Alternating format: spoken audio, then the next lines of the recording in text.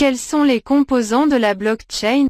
L'architecture blockchain comprend diverses couches, telles que l'infrastructure ou le matériel, les données, la mise en réseau comme les nœuds, la vérification, la distribution d'informations et les applications. Comprenons certains de ces composants. Bloqués comme expliqué ci-dessus. La blockchain fait référence à une chaîne de différents blocs contenant des données ou des enregistrements. Et les données de chaque bloc sont basées sur le type de blockchain. Par exemple, une blockchain bancaire aura des blocs contenant des informations telles que le numéro de compte, le nom du titulaire du compte, le nom de la succursale, etc. Le premier bloc d'une blockchain est connu sous le nom de bloc Genesis, et tous les blocs contiennent des enregistrements valides codés et hachés. Chaque bloc a un hachage cryptographique qui lui est propre et celui du bloc précédent dans la même blockchain, les reliant et formant une chaîne. Ce processus itératif valide l'intégrité des blocs précédents avec des signatures numériques. Un hachage est comme une empreinte digitale unique à chaque bloc. C'est un code créé à l'aide d'une fonction mathématique transformant les données numériques en une longue chaîne de lettres et de chiffres.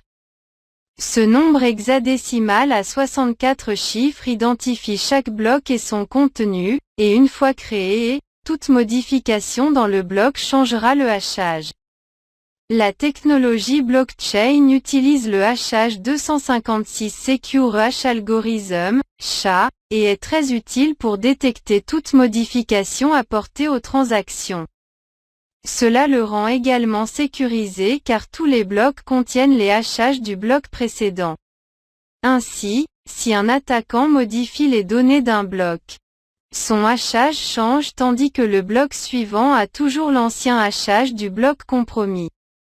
Par conséquent, tous les blocs suivants deviennent invalides et peuvent facilement être suivis. Des atouts. Les actifs peuvent être tangibles ou intangibles. Les actifs corporels sont des éléments physiques tels que le terrain, la maison, l'équipement, etc. Tandis que les actifs incorporels sont des éléments non physiques tels que les contrats de propriété intellectuelle, les droits d'auteur, les brevets, etc. Il est intéressant de noter que l'argent peut être à la fois tangible et intangible. Réseau peer-to-peer, P2P, distribuer chaque transaction dans une blockchain fonctionne dans un réseau peer-to-peer, P2P, distribué qui n'a pas d'autorité centrale pour contrôler les données.